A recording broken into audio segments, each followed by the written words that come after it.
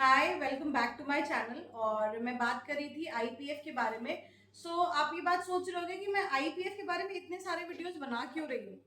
Because see IPF is not a topic कि जो आपने एक बार देख लिया या आपने एक बार सुन लिया तो आपको समझ में आ गया कि हाँ भाई ये आईपीएफ होता है, और उसके बाद हम अपने शेयर्स या अपने अनक्लेम डिविडेंड इसको कैसे हम उसको क्लेम बैक कर सकते हैं, राइट। तो आईपीएफ को समझने के लिए आपको एक्चुअली में समझना पड़ेगा कि आईपीएफ होता क्या है। सेकेंडली, आपने ये भी देख लिया कि आईपीएफ क्लेम कैसे करते हैं। जो मेरी प्रीवियस वीडियो थी उसमें मैंने ना लिंक भी अटैच किया हुआ है वेबसाइट का, जो कि ऑफिशियल वेबसाइट है, जिसमें आप जाके देख सकते हो पहले तो अपनी इन्वेस्टर की डिटेल्स, सो दैट आप पहले ये तो देखो कि आपके जो आपके शेयर्स है वो आईपीएफ में ट्रांसफर हुए भी हैं कि नहीं हुए। अगर आपके आईपीएफ में शेयर्स ट्रांसफर हुए हैं तो फिर आप अपना फर्दर क्लेम प्रोसीड कर सकते हो। अगर नहीं तो ऑब्वियसली आपके जो शेयर्स होंगे वो कंपनी के पास ही होंगे। अब हम बात करते हैं कि आईपीएफ में कौन कौन से डॉक्यूमेंट्स रिक्वायर्ड होते हैं। तो आज मैंने एक चेकलिस्ट बनाई हुई है, जिसमें मैंने ना काफ़ी सारी चीज़ें लिखी हुई हैं, जिसमें एक तो आपकी बेसिक डिटेल्स हैं, एक आपकी बैंक डिटेल्स हैं, फिर आपका शेयर से रिलेटेड डिटेल्स है, आईपीएफ से रिलेटेड डिटेल्स है। तो काफ़ी सारी डॉक्यूमेंट्स का एक मैंने लिस्ट बनाया है जो कि मैं आपके साथ भी शेयर कर दूंगी। बट मैं इस वीडियो में सारी चीज़ें शेयर नहीं कर पाऊंगी, बिकॉज फिर वो बहुत लंबी वीडियो हो जाएगी, या अगर मैं शेयर करूंगी तो फिर वो उसमें डिटेल्स नहीं होंगी, जिसमें आपको फिर समझ में नहीं आएगा कि और कुछ ना कुछ चीज़ें मिस आउट हो जाएंगी। मैं नहीं चाहती कोई भी चीज़ें मिस आउट हो, क्योंकि होता क्या है कि जब आप ये सारे डॉक्यूमेंट्स कलेक्ट करते हो जो कि कंपनी की तरफ से रिक्वायर्ड होते हैं, जब आपको कंपनी ये क्लैरिफाई करती है कि हाँ भाई आपके शेयर जो है वो आईपीएफ में ट्रांसफर हो गए हैं, तो आपको बहुत सारे डॉक्यूमेंट्स उसमें भेजने पड़ते हैं, so that company can verify कि ये जो शेयर्स हैं वो आपके ही हैं कि किसी और के हैं। ठीक है। तो उसी के लिए कंपनी बहुत सारा डॉक्यूमेंटेशन आपसे मांगती है, जो कि बहुत सारी चीजें होती हैं जिसमें आपको सेल्फ अटेस्ट करके भेजना होता है। ठीक है। कभी कभी क्या होता है कि हमें बैंक की जो डिटेल्स भेजनी होती है उसमें हमें नोटरी वगैरह भी कराना होता है, या हमें स्टैम्प पेपर भी बहुत सारी चीजें प्रिंट करानी होती हैं। तो एक बहुत लंबी सी लिस्ट है जो कि मैंने बना रखी है, और एक चेकलिस्ट अभी मैंने बनाई है और मैं आपके साथ भी शेयर कर दूंगी। बट उसके लिए मैंने ये वीडियो जो है वो 2 पार्ट्स में बनाई है। कुछ मैं इसमें शेयर करूंगी और बाकी की जो चीजें रह जाएंगी वो मैं नेक्स्ट वीडियो में शेयर करूंगी।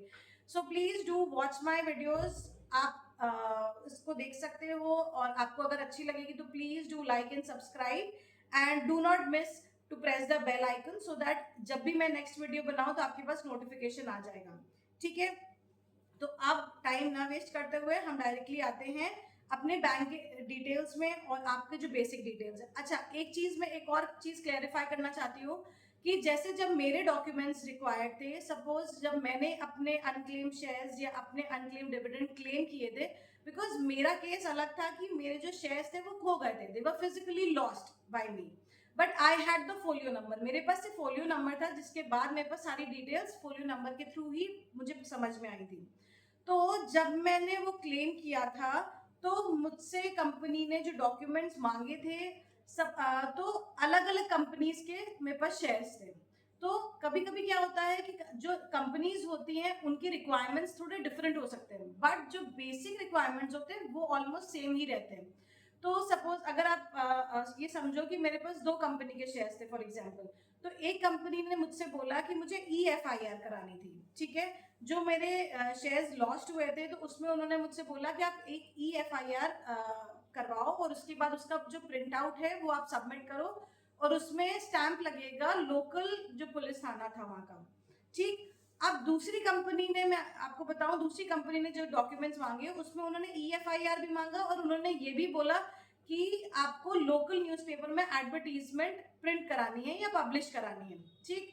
तो उस केस में क्या हुआ कि जब मैंने लोकल न्यूज़पेपर का मतलब ये नहीं कि जहां पर मैं रह रही हूँ, सपोज मैं XYZ किसी सिटी में रह रही हूँ, तो मुझे वहां के लोकल न्यूज़पेपर में नहीं प्रिंट कराना या पब्लिश कराना था। मुझे जहां पर उस कंपनी का हेड ऑफिस था, फॉर एग्जाम्पल बॉम्बे, पुणे, बैंगलोर या मद्रास या कहीं पर भी उसका हेड ऑफिस है, वहां के लोकल न्यूज़पेपर में उसको एड का एडवर्टीजमेंट देना था। ठीक है। तो वो हो गया। और उसके बाद जो बेसिक डिटेल्स होती हैं वो ऑलमोस्ट सेम रहती हैं। जैसे कि आपको पैन का डिटेल्स मांगेंगे, वो आधार का डिटेल मांगेंगे। फिर उसमें आपका कभी कभी ये डीमैट अकाउंट का डिटेल भी मांगते हैं। कभी कभी क्या ऑब्वियसली वो मांगेंगे ही मांगेंगे, बिकॉज जब आपके शेयर्स क्रेडिट होके आएंगे तो वो कहाँ पर आएंगे, ऑब्वियसली आपके बैंक में ही आएंगे जहां पर आपका डीमैट अकाउंट होगा। तो डीमैट अकाउंट भी लिंक होना चाहिए। तो वो भी एक लंबा प्रोसीजर है। जब आप बैंक में जाओगे और उसको लिंक कराओगे तो आपका बैंक का जो भी अकाउंट होगा फिर वहीं पर आपका डीमैट अकाउंट भी होना चाहिए। ठीक है, आपका एक कैंसिल चेक लगेगा। कैंसिल चेक में आईएफएससी कोड वगैरह भी मेंशन होता है जो कि कंपनी वेरीफाई करती है। तो आपका हो गया पैन का डिटेल्स, आपका हो गया आधार का डिटेल्स, आपका एड्रेस प्रूफ भी कोई कोई कंपनीज मांगती है। तो एड्रेस प्रूफ में आप अपना बैंक का पासबुक का फर्स्ट पेज भी लगा सकते हो। ठीक है, तो वो हो गया। उसके बाद आपका डीमैट अकाउंट का डिटेल हो गया जो कि आपको बैंक प्रोवाइड करेगी। अच्छा, इसमें क्या होता है कि इसमें दो चीजें वो मांगती है, एक तो क्लाइंट का आईडी मांगती है और एक आपका डीपी का आईडी मांगती है। DP ID is basically depository ID जो आपकी होती है। जब आप क्लाइंट मास्टर लिस्ट या क्लाइंट आईडी देते हो जो कि आपको बैंक प्रोवाइड करती है, तो उसमें आपको हाईलाइट करके भेजना होता है। कभी कभी कोई कंपनी बोलती है हाईलाइट करो, कोई कोई कंपनीज नहीं बोलती है हाईलाइट कराने को।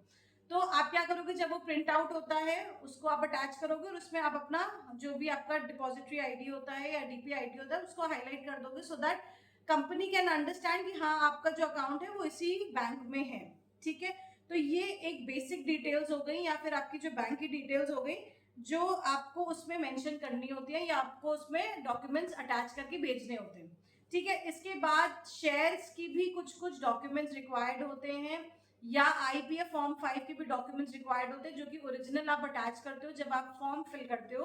और जब आप स्कैन करके फॉर्म उसमें जब आप डॉक्यूमेंट्स को स्कैन करके उसमें अटैच करोगे फॉर्म फिलिंग के टाइम पे, फिर वही सेम डॉक्यूमेंट्स आपको अटैच करके भी अटैच एज इन मतलब आपको उसमें फिजिकली भी भेजने होते हैं कंपनी को, so that the company can verify and forward it to the IPF department. और फिर आईपीएफ भी दोबारा से वेरीफाई करती है। उसके बाद आपका जो एसआरएन नंबर या आपका जो फॉर्म 5 आपने फिल किया होता है वो अप्रूव होता है। ठीक है, तो अभी आज हमने समझा कि हमारा कौन कौन सा बेसिक डिटेल्स था और हमारे क्या क्या बैंक डिटेल्स थे। आगे की जो वीडियो होगी मैं उसमें आपको बताऊंगी कि शेयर की कौन कौन से रिलेटेड आपके डॉक्यूमेंट्स रिक्वायर्ड होते हैं या और आईपीएफ फॉर्म 5 में कौन कौन से डॉक्यूमेंट्स रिक्वायर्ड होते हैं। अच्छा, एक चीज मैं जो मिस कर रही थी वो ये था कि आपकी रजिस्टर्ड मेल आईडी।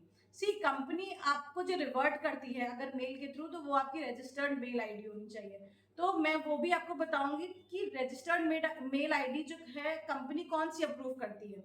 क्योंकि अगर सपोज मेरे नाम पे शेयर्स है या मेरे फादर के नाम से शेयर्स है या सपोज मेरे ग्रैंडफादर के नाम से शेयर्स है, तो ऐसा नहीं कि मैं अपनी मेल आईडी से करूंगी तो फिर सब कुछ वो रिवर्ट करने लगेंगे, ऐसा कुछ भी नहीं होता है।